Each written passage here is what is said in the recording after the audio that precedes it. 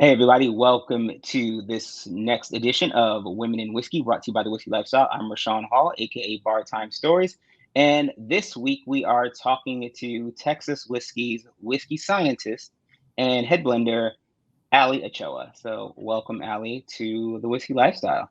Thank you so much for having me. I'm excited to be here. Cool, cool. So, tell us a little bit about Texas whiskey first and foremost. Sure thing. I'm happy to talk about TX all day. Okay. So TX was founded back in 2010 by Leonard Firestone and Troy Robertson. The first product they released was an American blended whiskey, and in 2016 we've had a 90 proof bourbon, barrel proof bourbon, a cognac sherry port finish, as well as the first Texas bourbon bottled in bond. So Texas is making amazing whiskey, and we're so happy to be able to be a part of that story. Okay. So first off, I'm glad that you corrected me. This TX whiskey, I assumed, just like I assume other things that I was incorrect about, that it is TX whiskey. Got it. So tell us a little about what a whiskey scientist does. I think that's a great title and something I have not heard before. So first off, it's just a really cool title. It was a lot of fun. And that's usually going to get more questions on that than about like what's bourbon, what's whiskey. So whiskey scientist, what I've done with the role is I did everything from starting off in quality, establishing a sensory program, blending, product development. I think it's a title that can just wear a lot of hats and just kind of goes all over and everywhere in quality and blending and sensory. We're using science and in blending a little bit more art than science to be able to create great products. Okay. And how did you get to become a whiskey scientist? Tell us about your journey. A lot of luck and really Okay. good timing. But also, I like to think a lot of hard work to be able to be ready when I needed to be. I was studying at Texas A&M. I'd gotten my undergrad in food science and was getting my master's in sensory science and flavor chemistry. And I was actually working with coffee, which also a lot of fun, love coffee, but whiskey was a dream.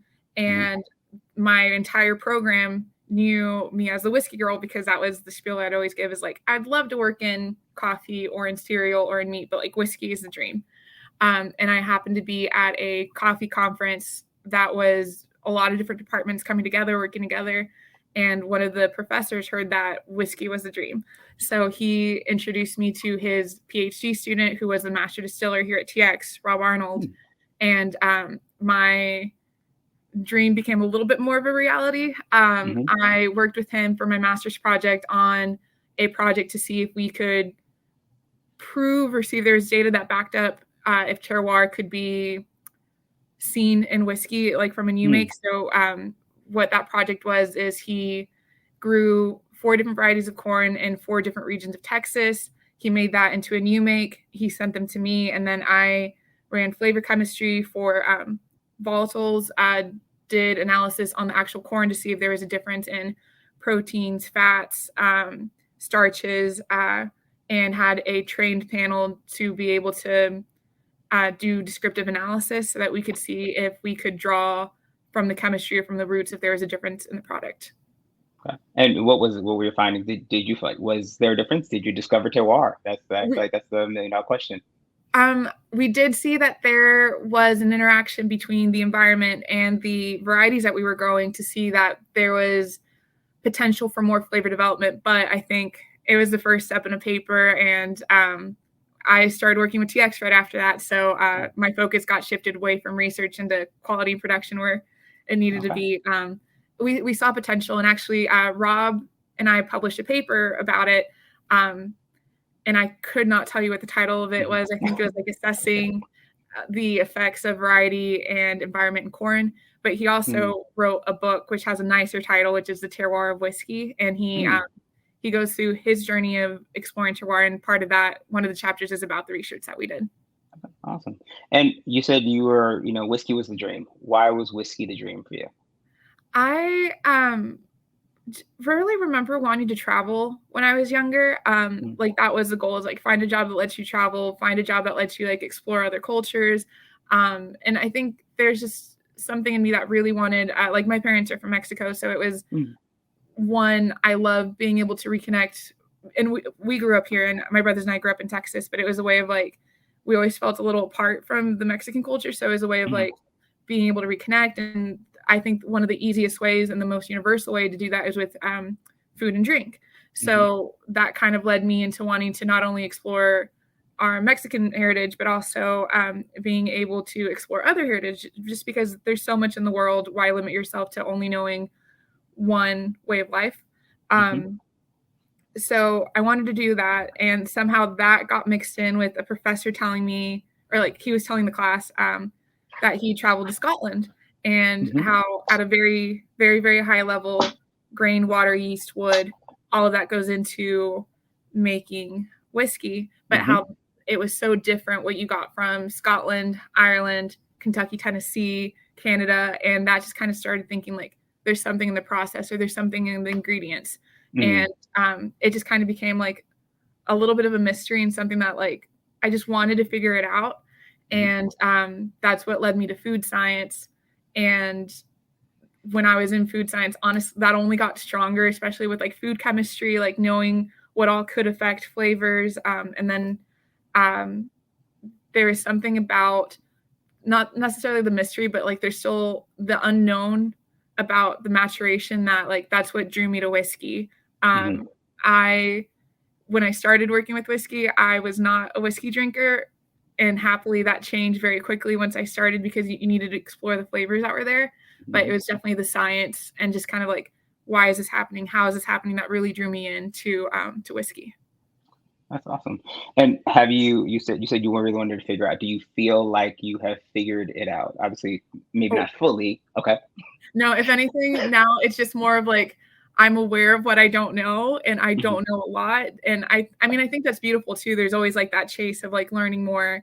And I do feel like I've learned a lot more than when I started, but I also see the bigger picture now. And it's just I don't know if I ever want to fully figure out everything, because that's kind of where like that mystery and that art really lies. But I do feel like I've learned, just I don't feel like I'm any closer to figuring out those Okay, answers. okay.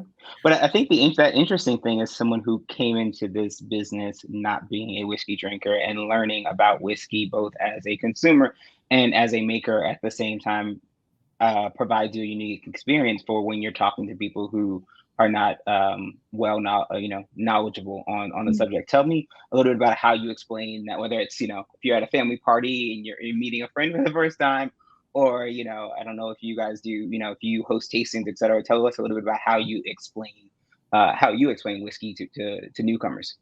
So, just from my background in sensory and just my own passage or like journey in learning whiskey, what really helped me was having someone being able to like break down the pieces, and like there's apricot in this, there's spice in this, because that just kind of helps me feel like I have solid footing. So usually when I do take someone through whiskey, I try to tell them like, this is the style, this is what goes into the style, and then let's go into the tasting. That way, it just gives them like a little bit of a guide. And for me, that really helped. And I actually was incredibly lucky that once I started blending for the company, I had a coworker who was a whiskey collector, and Mhm. he would bring in whiskey for me, because at the time I knew what TX was, and I was Mhm. still developing like drinking whiskey, and I love drinking TX, but I only had TX, so I knew exactly what it was. Mm. But the only way to really like improve and even improve TX is to see what all of whiskey can be, and then seeing where you can improve from there. So he brought in stuff from all over the world, different styles, and that just really helped my whiskey education. I think before I still kind of compare it to wine, where like if I taste wine, I'm like, I like it, it's red, or I like it, it's white. Like Right. that's what I know about wine. But with whiskey, it's a little bit more like, okay, I can kind of tell where there's like medicinal, like did they use peat in this, like which areas it was made in, or even like Mm. not that it's super super clear cut, but you can kind of say like this kind of tastes like it was made in a hot region versus a cold region, or like there's Wow. a finishing, or this kind of oak was used, just from what you can tell in the taste. But that came with a lot of practice. Okay. And I know that people don't always have the incredible luck that I did in having someone that's a whiskey collector teach them. So Mhm. I do my best to help them at least through knowing what it is, the heritage, if I can, a little bit, and taking them through tastings, and even recommending like if you don't like this whiskey, maybe you would like a different whiskey after I can get a sense of their taste, just to give them something to enjoy. I think I was told everyone's a whiskey drinker. You just have to find the right whiskey. So if I I can love feed someone that. the right whiskey, I'm happy to. Okay, there you've given me two great quotes already, so I'm gonna definitely be quoting both of those. So As long as you make them tell sound good. of course, of course. I Thank mean, you. it's not hard. I'm just listening and asking hopefully the right questions. So tell us a little about whiskey blending. Describe a little bit about what an average what that experience is and what an average day for you is like, if there Sure. is such a thing. I don't know if there's an average day. There are like average tasks that I have to do like periodically. Mhm. So blending is kind of I don't think it's as much of a what's the word I'm looking for, like a taboo word anymore. But Mhm. unless you are drinking a single barrel, um, everything is blended or married, Mm. because you're combining different barrels together. And as a blender, depending on what you're working on, like you're either trying to keep the products consistent or you're trying to make them very different. Sometimes Mhm. it's you want them batch driven, not like consistency driven. Mhm. So part of my job is I monitor the stock from the time it is like 12 months old all the way until it is close to its bottling date or bottling age. Like for us, our minimum age is a 4-year-old product. Mhm. So close to like 3 years and like 10 months, we'll start seeing what our stock looks like, seeing what flavor profiles are there. And then when it's time to make a batch, I will start putting the flavors together the way that I think will be consistent with the product. Or if we're making something that's like a single barrel, not a single barrel, but like our barrel proof doesn't have to be consistent. Like that wasn't one of our goals. What can Mhm. I do to make this high proof, um, barrel proof palatable so it's not super hot, but also that Mhm. you can see a different flavor coming through. So a lot of it was trial and error. Mhm. I almost never make one recipe. I almost always have a minimum of 3 to 5 recipes that Okay. we will taste through and choose from. And they all have little differences, whether I had more wood forward characters, more fruit forward characters, or like sweet characters. Mhm. And then from there, we have a team that will taste through them, kind of pick one or two and say, like, we like these two, but we would like to see these changes made. And Mhm. then we'll compare them to something that's already on the shelf. And like our goal is always like, if we can't be consistent, we need to be better. Okay. And I do the blending, but I also have an amazing team that I work with. Like whiskey's Mhm. the biggest team sport there is. So I'm very lucky to work with them and not have to make those kind of decisions in a vacuum. Okay. And what's an expression, a blend that you've done? What's an aha moment or a oh my god moment that you've had in this experience as a blender? Is that whether that's a particular expression or just a day, a normal day where something clicked for you? Oh, okay.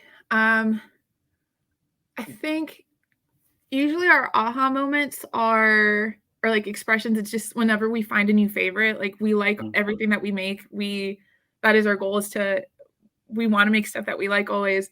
And it always surprises me. Like I have a favorite and then we'll make a new expression or we start checking it like a couple months before and we haven't checked them for like a year. And it's like, oh, this turned out better. Like this, we thought it was Mhm. going to be good, but it like exceeded our expectations. So um in that sense, we have a lot of aha moments in that like Mm. we when we're checking our stock, we can be like, "Oh my god, this is good." Like we had beta there ourselves, but like, man, this is good. This really like held through or came through for us. So Mm. being able to do that with um just new products or even like as we're sampling different floors of the barrel barn, different barrel Mhm. types, that's always exciting to kind of like, ooh, I'm excited about this one, marking it.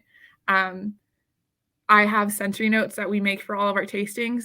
Mhm. And my aha moments, like usually I'll put the tasting notes, give it a profile and a use, and then at the end I'll say, wow. Just if anybody were to Okay. read them, they'd be like, what is going Okay. on with your notes? That's how I like see like, oh yeah, I was really Okay. impressed by it. We should look at Mhm. it. Okay.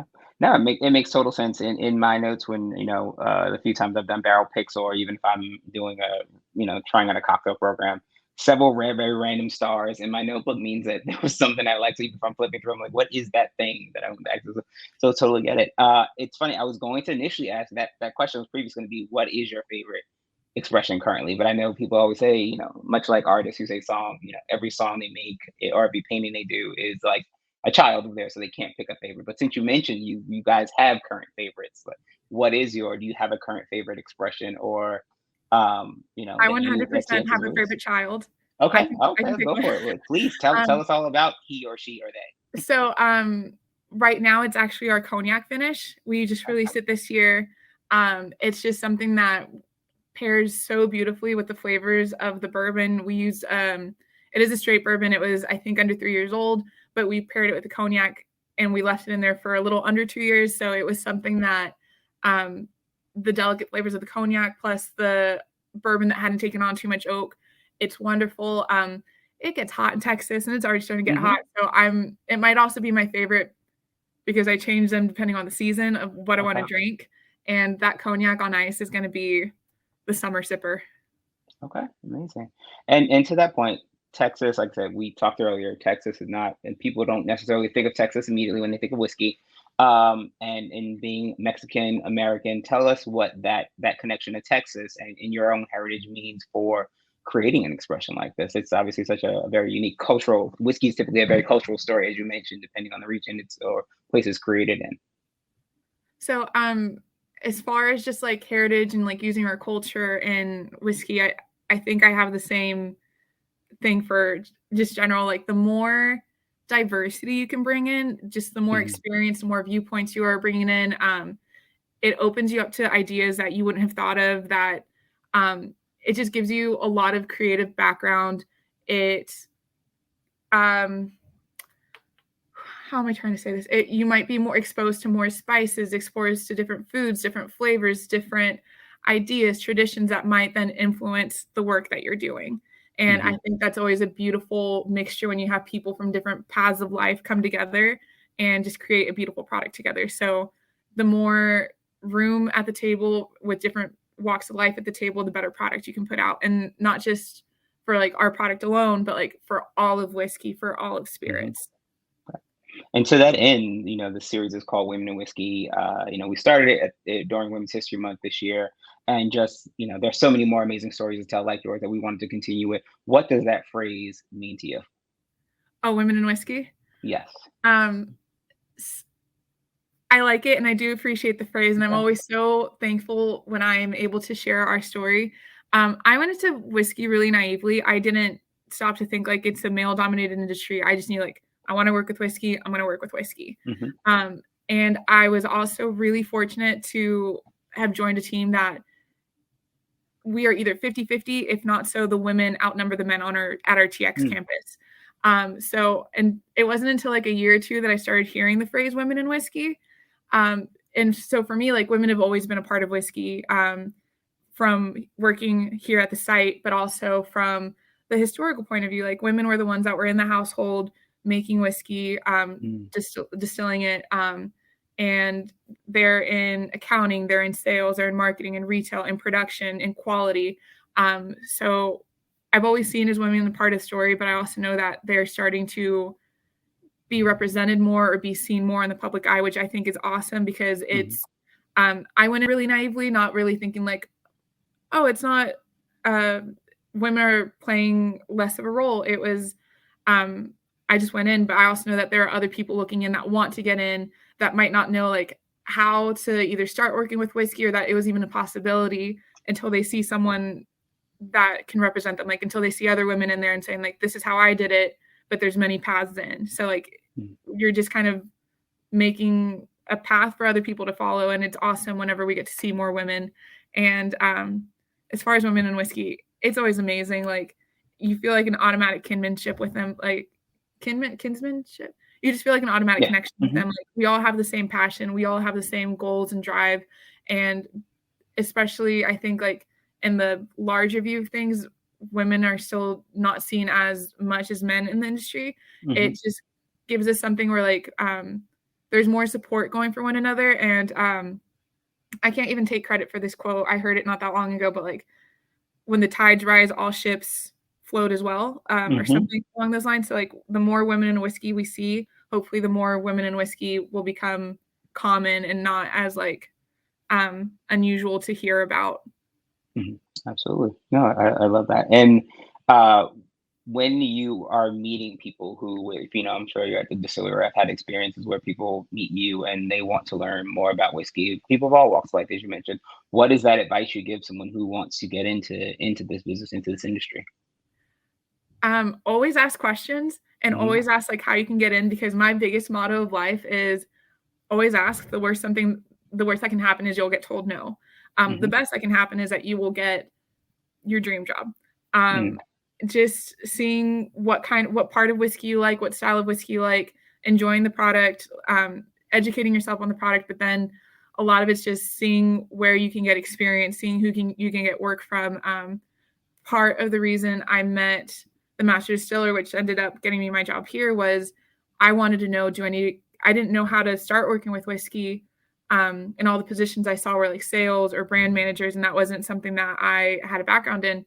Um, so I talked to him and got advice from him, and it was, do I need to get a PhD? Am I good here? What can I do to be a better Mm. fit for the whiskey industry? And I just asking advice, talking to producers or production or teams. That way you kind of see where your interests lie, and that might help direct you toward the path that you want to follow. Awesome. All right, so let's switch gears a little bit and ask some, some more personal, fun questions. So when Okay. you're not, when you're not on the campus, you're not on the TX campus, what is Allie doing for fun? How do you find that work-life balance? So what do I do? I'm kind of boring. I I'm sure you're not. I run, I try to exercise just to kind of keep my mind fine, like Hmm. balance everywhere. Um, I think I like to see friends. I love connecting with people, and that's actually something that does come back to whiskey. Is I wanted to work with whiskey because it's something that you can use in celebration, something that you can use in camaraderie, like just making friends out of strangers. That's something that whiskey does. So like I like to be able to go see friends. I like to be able to connect with other people. I like to also sleep. So there's that balance Okay. as well. Hmm. Yeah. It's important. Okay. Yeah. I just like being around people, and like I don't really know. Okay. All right. So, if you were going to if you're gonna do a food pairing with whiskey, you're Mm. gonna a nice, whether it can be a TX cocktail, it can be a TX neat, TX on ice. What is give me a food pairing that I should go out and that we should go out and try with TX. All right, so we're in Texas, so we Okay. have to go barbecue, Hmm. and smoked brisket. Smoked brisket Okay. is the Texas barbecue. Um, honestly, I think, are we doing a TX pairing? Yeah, We're doing a absolutely. TX pairing. Yeah. Either with the sherry finish that has kind of like that the dried fruit, but it also has like a savory side with barbecue smoked brisket, Hmm. or on site we actually do a distillery only release. That's an experimental line, and this one actually probably be better for brisket. It is a mixture of 3 finished barrels: a bourbon finished in wine, a bourbon double oaked, and then a bourbon finished in a double oak smoked barrel. And it's not Wow. overwhelming smoke. It's like nice, it's present, but it's not overwhelming, and it would actually go really well with barbecue. Okay. um, Okay. and then TX blend for any dessert. And yeah, the port finish with any dessert, really, like especially if it's like a fruit dessert. Okay. All right. Well, now I'm gonna have to get down to the campus and try that special experimental cast. All right. And so our last question is always, okay, if you could have a pour of TX with anyone dead or alive, who would it be and why? All right, so I thought really hard about this question, Okay. and I was Okay. struggling to come up with people, so I like sent it out to friends, and Okay. they gave great That's answers, it's but cheating a little bit, but it's okay. I'm, It's I'm cheating. not going to use their It's all good. answers because it Okay. actually made me Okay. think. Um, I, if I could, Hmm. I thought about it, and I've had drinks with all of these women before, all in whiskey or all in spirits. I would like to Hmm. bring them together. Um, Okay. so it's just they're all women that have worked in spirits. They have been innovators, pushers. They have been really supportive of the whiskey industry and also other women in the industry. Hmm. So also they've been like mentors. They've like just helped me personally grow and like feel more at home in the industry.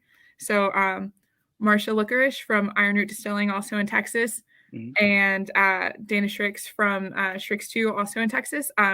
They are powerhouses, so much fun, best stories I've ever heard. Marcy Ruderhausen, who was one of the first masters of Scotch, and Carrie Ann Fuller, who runs Straight Up 615, and she's been like a great connector, and just all of them great mentors, great like growing, and just been fantastic friends.